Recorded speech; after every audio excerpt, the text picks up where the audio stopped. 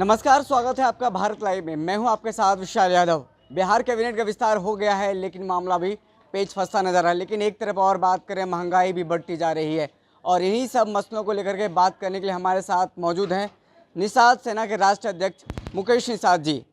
मुकेश जी, ये बताइए कि बिहार में जो लगातार कहें एक राजनीति उठापटक चल रही थी, लेकिन अब महंगाई की बात करें और हर बात पे आप अपनी वक्तव्य को रखते हैं, महंगाई पे क्या कहना चाहेंगे?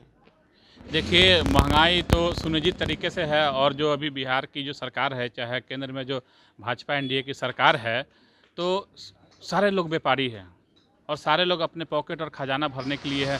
उसी का एक सिस्टम है जो महंगाई बिहार में बढ़ते जा रहा है। हाल फिलहाल की बात करें तो दूध बहुत महंगा हो गया है।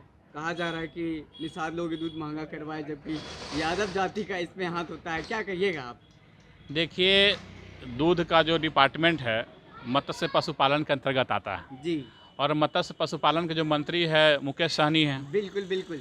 तो मुकेश सहनी मंत्री बने हैं और वो अपने पूरे गैंग को लेके हर डेरिए घूम रहे हैं। जी, तो दूध का रेट नहीं बढ़ेगा तो क्या पेट्रोल का रेट बढ़ेगा? तो फिर बचवा लोग जो दूध पीता है कैसे पिएगा? महंगा हो जाएगा, गरीब सब कैसे जिएगा फिर? देखिए, मुकेश सहनी मंत्री बने हैं, लेकिन सारा पैसा एक बार बटोर लेंगे क्या वो? ये बात तो मुकेश सहनी से जाके पूछिए तो ज़्यादा बेटर रहेगा। अगर हम कुछ भी बोलेंगे तो उनका जो एक तो वसूली गैंग है जो उनके साथ में घूमता है हर डेयरी प्रोजेक्ट में, और एक उनका गालीबाज गैंग है जो अगर कोई सही सवाल करता है तो बस एक गाली बकने के लिए एक्टिव हो जाता है। तो हम नहीं चाहते हैं वैसे लोगों से मुंह लगाना जो सामाजिक हित की बात करने पर लोगों को गाली बकवाता हो, उससे हम दूरी बना के रखना चाहते हैं। वीआईपी के फाउंडिंग मेंबर में से आप एक रहे हैं, अभी उसमें आप नहीं हैं, जल्द ही कुछ बड़ा करने वाले हैं क्या? जैसा कि खबरों में आ रहा है कि वीआईपी से अलग होने के बाद आपकी राजनीतिक विचारधारा मुकेश सहनी से अलग हुई है। देखिए, वीआईपी से हम अलग हुए तो उस समय भी मेरा मुद्दा समाज हित था।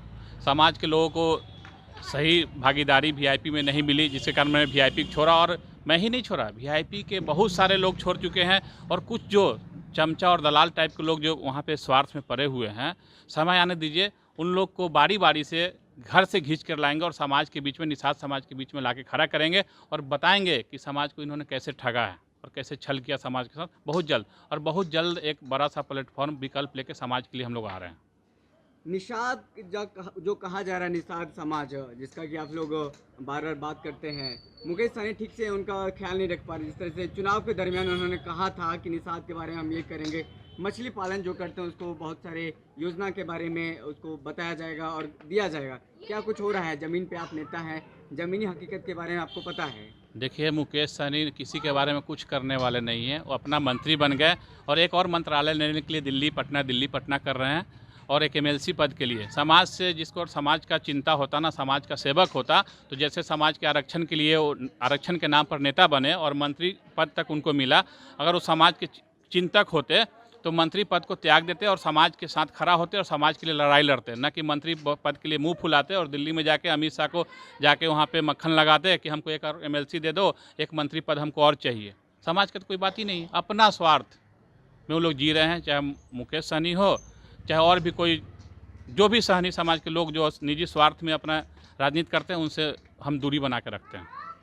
आप मुकेश सहनी के करीबी रहे हैं, इन सब चीज़ों को किस तरह से देखते हैं? आपने तो बताया कि उसमें कुछ न कुछ उसका काला काम है, वो कर रहे हैं, लेकिन अब जो मुकेश सहनी का अगला स्टेप है वो दिल्ली जाकर के गुमसुम होकर के अमित शाह से मिल रहे हैं। बिहार में जो तमाम नेता हैं, बीजेपी के हो या नीतीश कुमार हो, उनसे मुलाकात करने के बाद दिल्ली क्यों चले गए वो? देखिए, समाज को गुमराह करने के लिए दिल्ली, अभी कल उनका बयान आया था, चाहे मैंने समाचार के माध्यम से चाहे न्यूज़पेपर के माध्यम से मैंने देखा कि वो जाके एक एमएलसी पद और एक एक्स्ट्रा मंत्रालय मांग रहे हैं और गलत फैला रहे हैं कि निषाद को आरक्षण केंद्र के द्वारा खारिज हो गया, जबकि ये आरक्षण केंद्र के द्वारा खारिज नहीं हुआ। केंद्र सरकार ने यह कह के, जो जनजातीय मंत्रालय ने यह कह के दावा को खारिज किया है कि आपने जो एथनोग्राफी रिपोर्ट दिया है निषाद को जनजाति में शामिल करने का, यह दावा आपका सही रूप से पुष्टि नहीं करता है कि इनको जनजाति में शामिल किया जाए। इसको फिर से समीक्षा करके और सही सिस्टम से आप दावा पेश करिए और बिहार सरकार इसको भेजे जनजातीय मंत्रालय के पास, तो फिर विचार होगा। खारिज नहीं हुआ। ये मुकेश सहनी प्रेशर पॉलिटिक्स के तहत ये भ्रम फैला रहे हैं समाज में, और ताकि चाहते हैं समाज उनको इस गलत काम में फिर से एक बार साथ दे और फिर से एक नया मंत्रालय उनको मिल जाए। मुकेश जी, अभी आपने पहले कहा कि एक बड़ी कुछ होने वाली है, आप लोग कुछ करने वाले हैं, पार्टी हो या फिर संगठन हो, लेकिन आप निषाद के जो समाज के लोग उसको कैसे भरोसा दिला पाइएगा कि मुकेश सहनी आपके लिए काम नहीं करेगा बल्कि हम आपके लिए काम करेंगे? कैसे निषाद को जो समाज है उनको मजबूत कीजिएगा, सबको एक साथ लाइएगा? देखिए, समाज को विश्वास दिलाने के लिए मेरे पास सिस्टम है। अगर समाज को पहली बात, समाज को विश्वास दिलाने के लिए ही मैंने मुकेश सहनी का साथ छोड़ा। अगर मैं समाज के भला नहीं चाहता तो मैं मुकेश सहनी के साथ रहता, चापलूसी करता। जैसे कुछ चापलूस समाज के नेता मुकेश सहनी के साथ चापलूसी करके अपनी रोजी रोटी जीवन यापन कर रहे हैं, उस तरह मैं भी चापलूसी करता। लेकिन मुझे समाज के बारे में सोचना था, समाज के बारे में मैं अच्छा सोच रखता हूँ, इसलिए मैंने मुकेश सहनी का विरोध किया।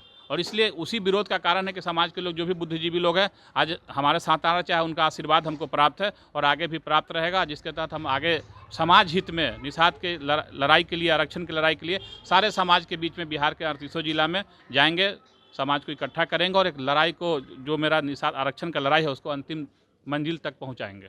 अभी बिहार में और बात करें, दिल्ली में किसान आंदोलन चल रहा है, इसमें भी कई हैं निषाद के नेता जो कि दिल्ली में जाकर के बैठे हुए हैं, आपको पता है कि कौन है, लेकिन किसान के आंदोलन से उनको कोई लेना देना नहीं है। देखिए, किसान रहेंगे तब ना, ये लोग तो रेडीमेड है।